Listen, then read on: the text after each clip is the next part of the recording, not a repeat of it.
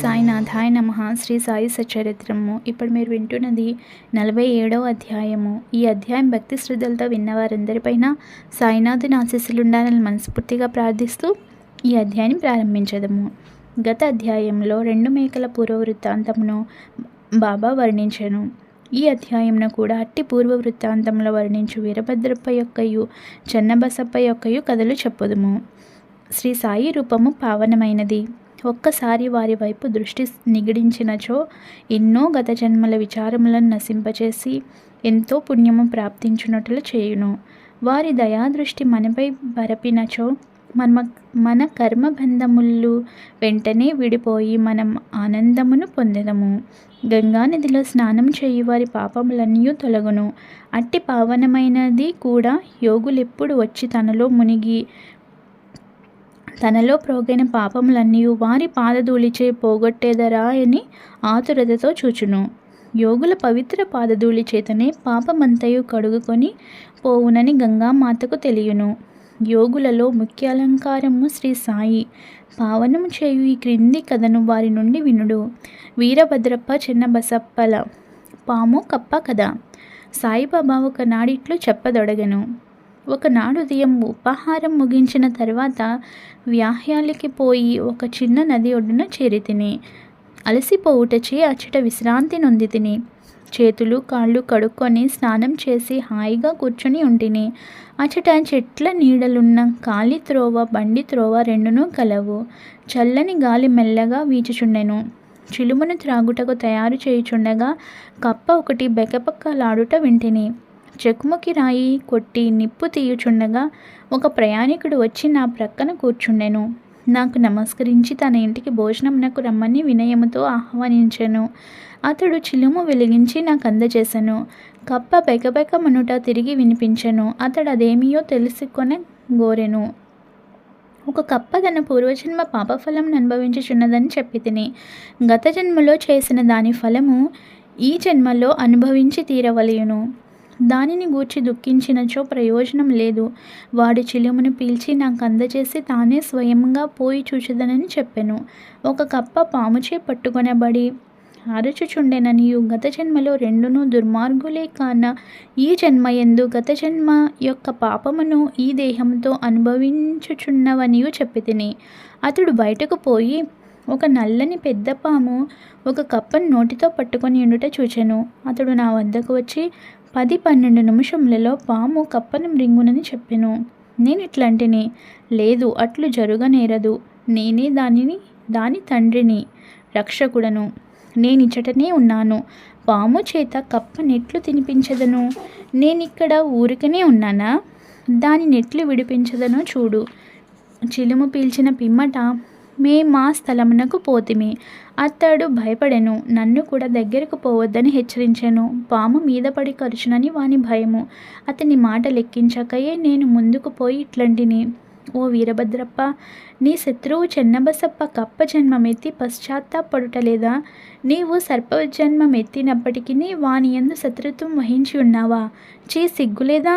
మీ ద్వేషములను విడిచి శాంతింపుడు. ఈ మాటలు విని ఆ సర్పము కప్పను వెంటనే విడిచి నీటిలో మునిగి అదృశ్యమయ్యెను. కప్ప కూడా గొంతు వేసి చెట్ల పొదలలో దాగెను. బాటసారి ఆశ్చర్యపడెను. మీరన్న మాటలకు పాము కప్ప నెట్లు వదిలి అదృశ్యమయ్యెను. వీరభద్రప్ప ఎవరు? చెన్నబసప్ప ఎవరు? వారి శత్రుత్వం నాకు కారణమేమి అని అతడు ప్రశ్నింపగా అతనితో కలిసి చెట్టు మొదటికి పోయి తిని చిలుము కొన్ని పీల్పులు పీల్చి అతనికి వృత్తాంతమంతయు ఈ రీతిగా బోధించి తిని. మా ఊరికి 4-5 మైళ్ళ దూరంన ఒక పురాతన శివాలయం కలదు. అది పాతపడి శిథిలమయ్యెను. ఆ గ్రామంలోని ప్రజలు దానిని మరమ్మతు చేయుటకై కొంత ధనము ప్రోగు చేసిరి. కొంత పెద్ద మొత్తము ప్రోగైన పిమ్మట పూజ కొరకు తగిన ఏర్పాటు చేసిరి. మరమ్మతు చేయుట కంచెనా వేసిరి. ఊరిలోని ధనవంతుని కోశాధికారిగా నియమించి సర్వము అతని చేతిలో పెట్టిరి. లెక్కలను చక్కగా వ్రాయు బాధ్యత వానిపై పెట్టిరి. వాడు పరమలోభి. దేవాలయం బాగు చేయుటకు చాలా తక్కువ వ్యయము చేసెను. దేవాలయంలో ఏమీ అభివృద్ధి కానరాలేదు. అతడు ధనమంతయు ఖర్చు పెట్టెను. కొంత తాను మృంగెను. తన సొంత డబ్బు కొంచెమైనను దానికై వెచ్చించలేదు. తీయని మాటలు చెప్పువాడు, అభివృద్ధి కాకుండుటకేవో కారణములు చెప్పెడివాడు. గ్రామస్తులు తిరిగి వాని వద్దకు పోయి అతడు సొంతంగా తగిన ధన సహాయం చేయని ఎడల మందిరము వృద్ధి కాదని చెప్పిరి. వారంచనా ప్రకారము పని సాగించవలసినదని చెప్పుచు మరికొంత ద్రవ్యమును వసూలు చేసి అతనికిచ్చిరి. వాడ ధనమును పుచ్చుకొని పూర్వము వలనే ఊరక కూర్చుండెను. కొన్నాళ్ల పిమ్మట మహాదేవుడు వాని భార్యకు కలలో కనిపించి ఇట్లు చెప్పెను, నీవు లేచి దేవాలయపు శిఖరమును కట్టుము. నీవు ఖర్చు పెట్టిన దానికి 100 రెట్లు ఇచ్చెదను. ఆమె ఈ దృశ్యంను తన భర్తకు చెప్పెను.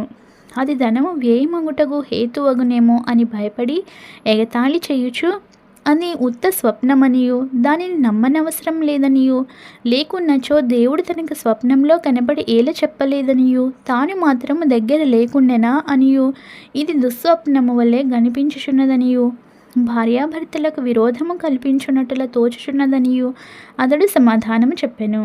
అందుచే ఆమె ఊరుకొనవలసి వచ్చెను. దాతలను బాధించి వసూలు చేయు పెద్ద మొత్తము చందాలయందు దేవునికి ఇష్టముండదు. భక్తితోనూ ప్రేమతోనూ మన్ననతోనూ ఇచ్చిన చిన్న చిన్న మొత్తం మూలకైనా దైవం ఇష్టపడును. కొన్ని దినముల పిమ్మట దేవుడు ఆమెకు స్వప్నంలో తిరిగి కనిపించి ఇట్లనెను, భర్త దగ్గరనున్న చందాల గూర్చి చికాకు చెందనవసరం లేదు. దేవాలయము నిమిత్తం ఏమైనా వ్యయము చేయమని అతని బలవంతము చేయవద్దు. నాకు కావలసినవి భక్తి మరియు సద్భావము. కాబట్టి నీకు ఇష్టమున్న సొంతముదేదైనా ఇవ్వవలెను. ఆమె తన భర్తతో సంప్రదించి తన తండ్రి తనకిచ్చిన బంగారు నగలు దానం చేయ నిశ్చయించెను. ఆ లోభి ఈ సంగతి విని చికాకు చెంది భగవంతుని కూడా మోసము చేయ నిశ్చయించుకొనెను. ఆమె నగలనెంతో తక్కువ ధర కట్టి 1000 రూపాయలకు తానే కొని నగదునకు బదులుగా ఒక పొలమును దేయముగా ఇచ్చెను. అందులకు భార్య సమ్మతించెను. ఆ పొలము వాని సొంతము కాదు, అది ఒక పేదరాలగు డుబ్కి అనునామెది. ఆమె దానిని 200 రూపాయలకు కుదవ పెట్టి ఉండెను. ఆమె దానిని తీర్చలేకపోయెను. ఆ టక్కరి లోబి తన భార్యను, డుబ్కీని, దైవమును అందరినీ మోసగించెను. ఆ నేల పనికిరానిది, సాగులో లేనిది. దాని విలువ చాలా తక్కువ. దాని వలన ఆదాయమేమీ లేదు. ఈ వ్యవహారం ఇట్లు సమాప్తి చెందెను. ఆ పొలమును పూజారి అధీనములో నుంచిరి. అందులకతడు సంతసించెను. కొన్నాళ్లకు ఒక చిత్రము జరిగెను. గొప్ప తుఫాను సంభవించెను. కుంభవృష్టి కురిసెను. లోభి ఇంటికి పిడుగుపాటు తగిలి వాడు వాని భార్య చనిపోయిరి. డుబ్కి కాలగతి చెందెను. తరువాతి జన్మలో ఆ లోభి మధురా పట్టణములో ఒక బ్రాహ్మణ కుటుంబంలో పుట్టి వీరభద్రప్ప అను పేరనుండెను. అతని భార్య పూజారి కుమార్తెగా జన్మించెను. ఆమెకు గౌరీ అని పేరు పెట్టిరి. డుబ్కి మందిర గొరవనింటిలో మగ శిశువుగా జన్మించెను. అతనికి చెన్నబసప్ప అని నామమిడిరి. ఆ పూజారి నా స్నేహితుడు. అతడు నా వద్దకు తరచుగా వచ్చుచుండెను. నా వద్ద కూర్చుండి మాట్లాడుచూ చిలుము పీల్చడివాడు. అతని కుమార్తె గౌరీ కూడా నా భక్తురాలు. ఆమె త్వరగా నిదుగుచుండెను. ఆమె తండ్రి వరునికై వెదుకుచుండెను. ఆ విషయమై చికాకు పడనవసరం లేదనియు, ఆమె భర్త తానే వెదుకుకొని వచ్చుననియు నేను చెప్పితిని. కొన్నాళ్లకు వీరభద్రప్పయ్యను ఒక బీద బ్రాహ్మణ బాలుడు భిక్షకై పూజారి ఇంటికి వచ్చెను. పూజారి నా సమ్మతి ప్రకారం వానికి గౌరించి పెళ్లి చేసెను. అతడు కూడా నా భక్తుడయ్యెను. ఏలన పిల్లను కుదిర్చితినని అతడు నా యందు విశ్వాసము చూపుచుండెను. వాడు ఈ జన్మలో కూడా ధనమునకై మిగుల తాపత్రయపడుచుండెను. నా వద్దకు వచ్చి అతడు కుటుంబంతో నుండుటచే తనకెక్కువగా ధనము వచ్చినట్లు చేయుమని బతిమాలుచుండెను. ఇట్లుండగా కొన్ని విచిత్రములు జరిగెను. ధరలు హఠాత్తుగా పెరిగెను. గౌరీ అదృష్టం కొలది పొలమునకు ధర పెరిగెను. కానుకగా నిచ్చిన పొలం 1,00,000 రూపాయలకు అమ్మిరి. ఆమె ఆభరణముల విలువకు 100 రెట్లు వచ్చెను. అందులో సగము నగదుగా నిచ్చిరి. మిగతా దాన్ని 25 వాయిదాలలో ఒక్కొక్క వాయిదాకు 2,000 రూపాయలు చొప్పున ఇచ్చుటకు నిశ్చయించిరి. అందుకందరూ సమ్మతించిరి. కానీ ధనమునకై తగువులాడిరి. సలహా కొరకు నా వద్దకు వచ్చిరి. ఆ ఆస్తి మహాదేవునిది కాబట్టి పూజారిది.